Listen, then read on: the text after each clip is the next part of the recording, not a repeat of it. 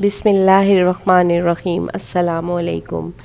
ایک عورت کو چوتھی طلاق ہوئی اور اس نے 5ویں شادی کر لی، لیکن ایک لمبے عرصے تک 5ویں طلاق نہ ہوئی تو اڑوس پڑوس اور سہیلیوں کو بڑی حیرانگی ہوئی۔ انہوں نے وجہ جاننے کی کوشش میں خاتون سے سوال کیا، بہن کیا وجہ بنی کہ آپ کو 4 طلاقیں تو جلدی ہو گئیں، لیکن اب 5ویں بار آپ نے ایک لمبا عرصہ گزار لیا، کوئی طلاق نہیں ہوئی؟ خاتون نے جواب دیا، پہلا شوہر ہر بات پر ٹوکتا تھا، میرا گزارا نہیں ہوا اور میں نے پہلی طلاق لے کر دوسری شادی کر لی۔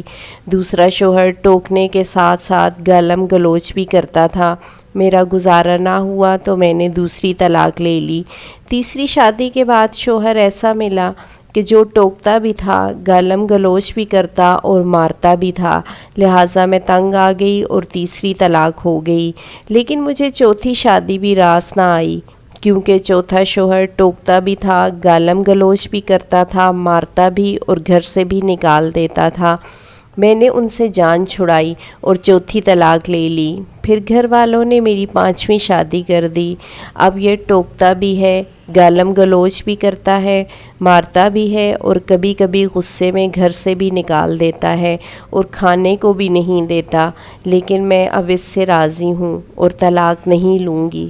سب حیران پریشان اور ایک ساتھ سب کے منہ سے نکلا، اب کیوں طلاق نہیں لوگی؟ خاتون نے جواب دیا، پہلے سب تجربوں سے معلوم ہوا کہ ہر بار پہلے سے زیادہ ضلالت، تکلیف اور دکھ ملے ہیں، اب اسی پر صبر کر لوں گی، یہ نہ ہو کہ اس کے بعد اس سے بھی برا شوہر ملے۔